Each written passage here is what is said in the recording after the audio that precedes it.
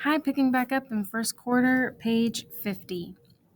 We just found out that JB and Josh's dad had a condition called jumper's knee, and that he needed surgery, but he chose not to have the surgery, and that made him not be able to play basketball anymore. And they're curious about that. And Filthy had to get a haircut and lost all his dreads, and it made him really sad. All right, picking back up, page 50. Sundays after church. When the prayers end and the doors open, the bells hit center stage and the curtain comes up on the afternoon pickup game in the gym on the County Recreation Center. The cast is full of regulars and rookies with cartoon names like Flapjack, Scoobs, and Cookie. The hip hop soundtrack blasts, the bass booms, the crowd looms. There's music and mocking, teasing nonstop, but when the play begins, all talk ceases. Dad shovel passes the ball to me. I, behind the back, pass to JB, who sinks a 20-foot three. See, this is how we act Sundays after church. Basketball rule number 2, random text from Dad. Hustle, dig, grind, push, run, fast, change, pivot, chase, pull, aim, shoot, work, smart, live, smarter, play, hard, practice, harder. Girls. I walk into the lunchroom with JB, heads turned. I'm not bald like JB, but my hair's close enough so that people sprinting past us do double takes. Finally, after we sit at our table, the questions come. Why'd you cut your hair, Filthy? How can we tell who's who? JB answers, I'm the cool one who makes the free throws. And I holler, I'm the one who can dunk. We both get laughs. Some girl who I've never seen before in tight jeans and pink Reeboks comes up to the table. JB's eyes are ocean wide, his mouth swimming on the floor, his clownish grin embarrassing. So when she says, is it true that twins know what each other are thinking? I tell her, you don't have to be his twin to know what he's thinking. While Vondi and JB debate whether the new girl is a knockout or just beautiful, a hottie or a cutie, a layup or a dunk, I finish my vocabulary homework and my brother's vocabulary homework, which I don't mind since English is my favorite subject and he did the dishes for me last week. But it's hard to concentrate in the lunchroom with the girls' step team practicing in one corner, a rap group performing in the other, and Vondi and JB waxing poetic about love and basketball. So when they ask, what do you think, Filthy? I tell them, she's pulchritudinous. Pulchritudinous. Adjective. Having great physical beauty and appeal. As in, every guy in the lunchroom is trying to flirt with the new girl because she's so pulchritudinous. As in, I've never had a girlfriend, but if I did, you better believe she'd be pulchritudinous. As in, wait a minute, why is the pulchritudinous new girl now talking to my brother? Practice. Coach reads to us from The Art of War on winning strategy is not about planning, he says. It's about quick responses to changing conditions. Then he has us do footwork drills followed by 40 wind sprints from the baseline to half court. The winner doesn't have to practice today, Coach says, and Vondi blasts off like Apollo 17, his long legs giving him an edge, but I'm the quickest guy on the team. So on the last lap, I run hard, take the lead by a foot, and even though I don't plan it, I let him win and get ready to practice harder. Walking home. Hey, JB, you think we can win the county championship this year? I don't know, man. Hey, JB, why do you think Dad never had knee surgery? Man, I don't know. Hey, JB, why can't Dad eat? Look, Filthy, we'll win if you stop missing free throws. Nobody likes doctors. And Dad can't eat foods with too much salt because Mom told him he can't. Any more questions? Yeah, one. You want to play 20 to 21 when we get home? Sure. You got $10? He asks. Man to man. I'm in the driveway. I'm shaking and baking. You don't want none of this, I say. I'm about to take it to the hole. Keep your eye on the ball. I'd hate to see you fall. You should have gone with your girlfriend to the mall. Just play ball, JB shouts. Okay, but watch out, my brother. Tar heel lover. I'm about to go undercover. Then bring it, he says. And I do, all the way to the top. So smooth I make him drop. So nasty the floor should be mopped. But before I can shoot, Mom makes us stop. Josh, come clean your room. After dinner, Dad takes us to the rec to practice shooting free throws with one hand while he stands 2 feet in front of us, waving frantically in our faces. It will teach you to focus, he reminds us. 3 players from the local college recognize Dad and ask him for autographs for our parents.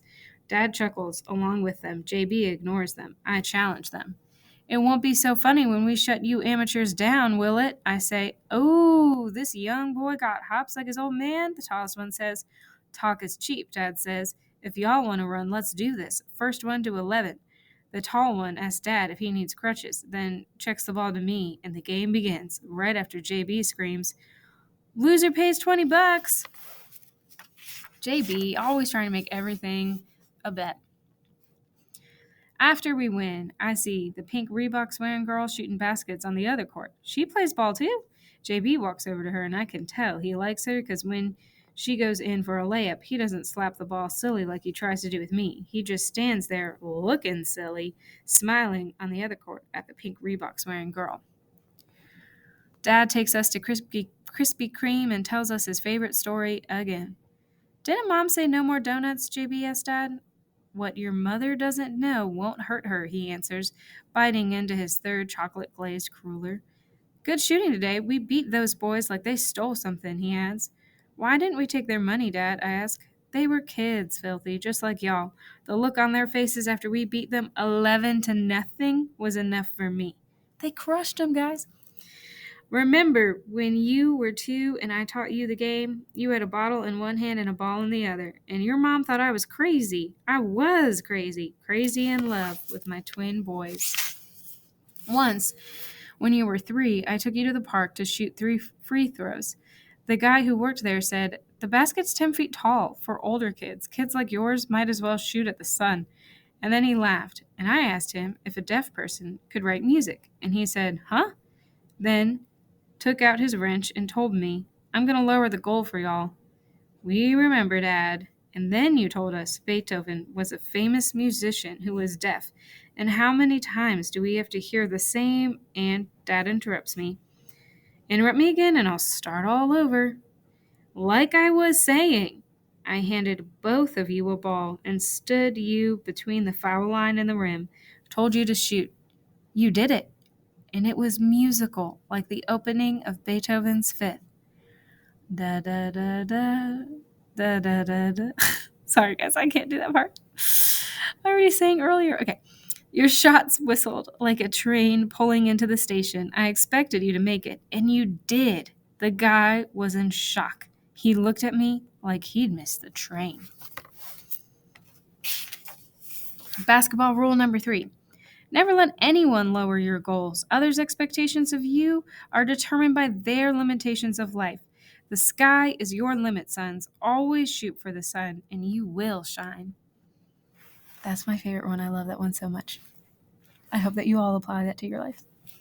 Josh's play-by-play. The Red Rockets, defending county champions, are in the house tonight.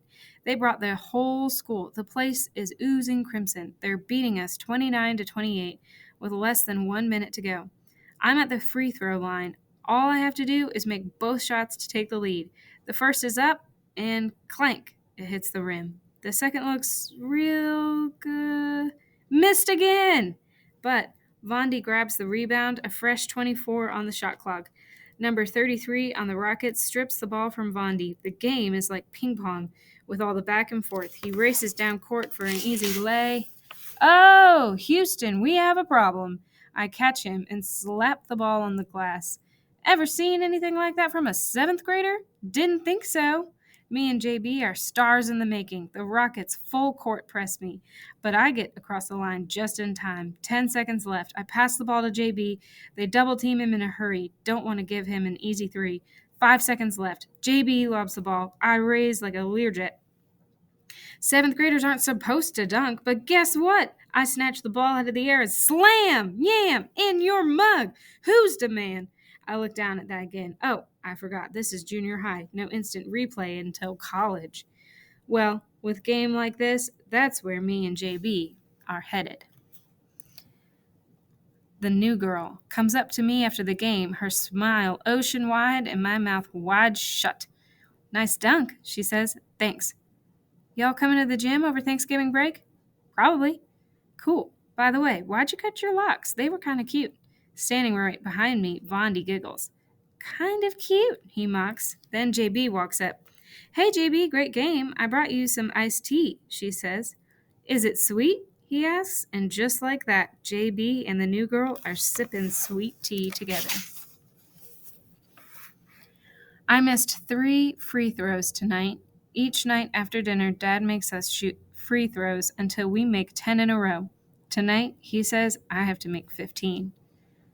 Basketball rule number 4. If you miss enough of life's 3 free throws, you will pay in the end.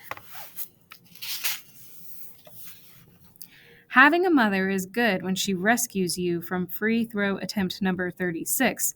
Your arms as heavy as sea anchors, but it can be bad when your mother is the principal at your school. Bad in so many ways. It's always education this and education that. After a double overtime basketball game, I only want 3 things: food, bath, sleep. The last thing I want is education. But each night, Mom makes us read.